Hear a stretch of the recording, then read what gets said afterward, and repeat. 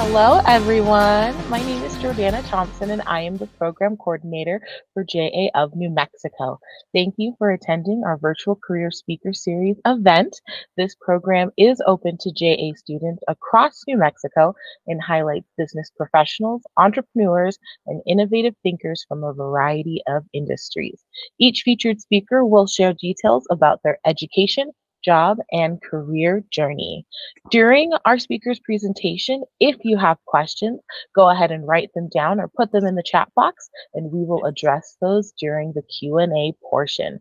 Today, I am super excited to welcome Tess Coates, owner of Luna and Lou's Gift Shop in Old Town. Tess, thank you so much for being here with us. I will go ahead and mute myself, and the floor is all yours. Hello, my name is Tess Coates, and I am the founder of Luna and Lou's, which is an easy way to explain a gift shop, or some people call it a treasure chest, in Old Town. I am born and raised here in Albuquerque. I'm going on my 38th year in our state, and I kind of just consider myself like a local tourist of sorts, and have always been passionate about finding out what's next in New Mexico, and just keeping my finger on the pulse of what's happening.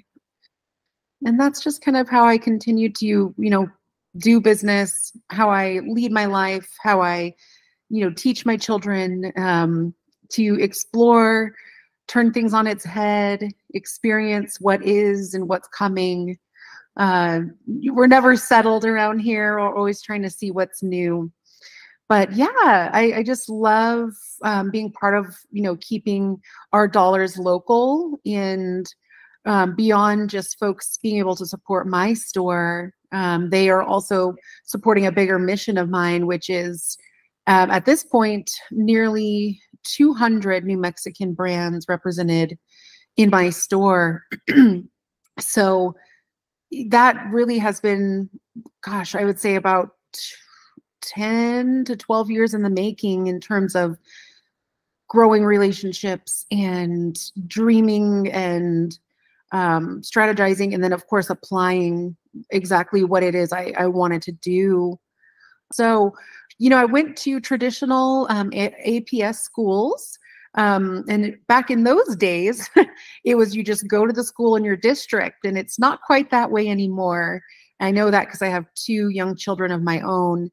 But I went to John Baker Elementary, into Hoover Middle School, and then graduated in 2004 at El Dorado High School. And in high school, I quickly realized what I was interested in, and that was, at the time, wardrobe styling, and also kind of shop display and design. So I knew that that was something I wanted. It was not something I could find education here in Albuquerque on. So I prepared to take that leap, at 17, 18 years old, and started to dive into, very independently on my own, what schools offered what I was interested in. It was very self-led. It was something that I was deeply passionate about. And that led me to finding a school called the Fashion Institute of Design and Merchandising in Los Angeles, California. And upon getting accepted, fresh out of high school, I moved to downtown Los Angeles in the early 2000s. And boy, that was quite an experience, coming from Albuquerque, New Mexico, straight into downtown Los Angeles. Super urban dwelling was rocked my world, and studied visual communications and merchandise marketing. After that was over, I moved back to Albuquerque because I was so desperate to get home. I think a lot of us, born and raised Albuquerque folks, or New Mexico, we are just wondering what's on the other side. What else is there out there? Maybe we're bored, maybe we're tired of our environment. And it took me leaving to want to really come back and kind of put roots down here back at home. And upon coming back, I had to really figure out, what can I do? Where can I apply what I learned, in terms of visual communications, which is more of like a, the way in which someone displays merchandise or creates an environment, whether for a store or really any space, restaurant, hotel. How could I apply that out here in Albuquerque? So it's kind of an industry that didn't quite exist. It's more than interior design. It's a little different, right? And so I picked up a job at Buffalo Exchange right across from the university. And there I kind of honed my skills of understanding um, time periods and genres, construction, and all that kind of stuff when it came to apparel, accessories, jewelry. That was really, really knowledgeable, or excuse me, provided a great amount of knowledge for me to kind of further my understanding of, being able to, recall history of fashion and, things like that. Kind of broadened my horizons. And then from there, I kind of outgrew that, and I needed something a little more where I could really get hands-on with displays and in a more creative way. And I landed a job at Anthropology, which was really known for developing the most magical, immersive window displays. And I got to be part of that magic. It was so fun to be part of the curation, the daydreaming, the actual construction of the story and the narrative that we're trying to tell in a store, in a shop. And that's when you go walk into a store or a doctor's office or, again, a hotel room, there's a narrative, there's something that's been considered. There's the look, the feel, the way you as a person is made to feel. That has been considered by someone or a group of people. Those details are thought out. And that's what I'm obsessed with. It's really, truly experience kind of design is the best way to explain. And I continue to do that today. So I took on a couple of clients here locally who trusted and believed in what I was up to, in what I was able to do for their business. The first one was Betty's Bath and Day Spa, an awesome local business. Marble Brewery, Elsa Ross, the Grove Cafe and Market, just really fun, amazing local businesses that I wanted to see succeed. And I was super grateful to have had the opportunities that now launched me into, having my own business. Wonderful. Thank you so much for sharing your story with us, Miss Tess. We'll go Yeah. ahead and move now into our Q&A portion of the event. So, students, if you have any questions for Miss Tess, go ahead and throw those into the chat box, and we'll address those as those come in. But I will start off with the first question. Miss Tess, what is the best piece of advice you have ever received? Ooh, okay. I want to just start by just giggling a little because I do now, being in business, folks will often come to me and say, you know what you should do? And I don't take those lightly, but sometimes I'm also like, I'm already on it. It just, you can't tell. I'm wearing a lot of hats. I'll get there. But the best piece of advice is just, you know what you're doing, trust yourself, right? I still, to this day, I think it's important to have a mentor, whether it's in a friend, a colleague, someone you look up to, whatever. It's to have that mentor when you get stuck in your head so that you can then say, I'm here. What do you think? Let me just talk this through with you. They will, and they'll often tell you, you know what you're doing. You just got to trust yourself. Yeah. It's nice to have someone to have as a sounding board. Thank you. Thank you. Question from the chat. Can you describe a time when you failed at work and how did you handle it? Yes. So I'm going to go big. There's a lot of failures. And because I've had a supportive family behind me, or even just have instilled in me the fact that I believe in myself, there's been many rise from the ashes, you know, picking myself back up, pulling myself up from the bootstraps, whatever buzzword you want to call it. But I've never, ever let it stop me. If anything, it fuels me. I'm one of those people. But one of the biggest things that I still carry with me today was I went into a business partnership without having signed a partnership agreement. That is the biggest thing that I cannot say enough, even if it's beyond, doing business with someone. You're doing business with someone if you hire them to do work for you. Let's say a contractor that is building something for your business or for something in your life. There always should be a solid agreement where both parties know what to expect from one another, and that reduces any type of issues that may come up. So it's slowing down the process, taking that time to get on the same page and agreeing to it. Thank you. Yeah. Who would you say was your biggest influence?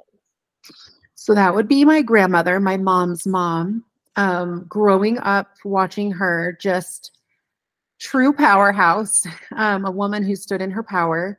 And when she passed away, it was actually right as I was about to be graduating high school. So that was a tough transition. But she just instilled in us so many awesome values. And beyond that, it was her fashion sense. It was her way of displaying things. It was the way she lived her life. She was very involved in nonprofits. Storehouse was one of them. Meals on Wheels was another. And she always had the most interesting ways to fundraise. And it involved really cool experiences, which is what I do now. So I remember at an early age helping her decorate tables for banquets and fundraisers. That way it was, again, a really gorgeous experience. She would throw fashion shows with local celebrities, also to fundraise, things like that, that felt very unique and different for our environment, for our community. But I learned so much from her in terms of fundamentals of design, just by watching and hearing her and how she lived her life, but mostly flipping through her scrapbooks and seeing like what a full life she lived. And I was sold at that point. I was like, I want to live a big life that way. And so I do. Yeah. I don't hold myself back. I show up to the things. I say yes to easy, interactions. And yeah, I live fully because of her. Oh, I love that. That's awesome. We do have a couple of questions from students in the chat. A lot of questions about your shop. Like, what kind of things do you sell there? Is there a bestseller item? Ooh, very nice. So I should back up because something I forgot to mention early on, when I was in the startup phase, the very startup phase of wanting to own a business in a store in particular, I was just kind of, curating little collections of New Mexican made goods that I found interesting, beautiful, collectible, that were things that you might not find at like the growers markets or, places like that. And I would just show up to little events or make my own events and pop-ups, which now is, everybody has a pop-up. That's kind of like the new thing. And while I was doing that, I actually went into crowdfunding to acquire a vintage Airstream trailer, one of those kind of long silver, wagon looking things, so that I could start a mobile store. And that was, that would be back in 2012, 2013, somewhere in there. And I had a successfully funded crowdfunding campaign. So that was really awesome customer validation to say, hey, we are interested in what you're doing. We want to see more. It's cool. And I went for it. So I renovated and completely customized the vintage trailer and turned it into a store on wheels. And I've started there. And then I went into the business partnership, as I had mentioned, which was also a store. Now, independently, I'm back back serving, or having, excuse me, operating independently as a sole proprietor in Old Town and fully funded myself. And with that, I've structured different relationships with folks that make anything from art to hats to jewelry, ceramics, candles, food, that are truly iconic and heirloom quality. The goal for me is to not be throwaway and kind of junky. It's to be something truly handmade, a slow process. Things that aren't produced in mass are often one of a kind. But going back to with the way I started, some of the companies that I started with then, I'm still working with now, but I'm constantly adding new things and finding new incredible retailers, or not retailers, but vendors, by going to also markets. Instagram has become my favorite tool of finding new and up and coming companies. And a lot of, I shouldn't even call them companies, but I should call them artisans and crafters. A lot of the time have not sold anywhere else. And it was often just a craft or a hobby, and have now turned into true full-fledged businesses having worked together. So it's been fun to see people take a side hustle and turn it into something that they can live off of by partnering together. That's awesome. It's cool that you still work with those small group of artisans that you Yeah. named off there. That's fantastic. Yeah. We do have one final question in the chat, and then we will have to wrap up.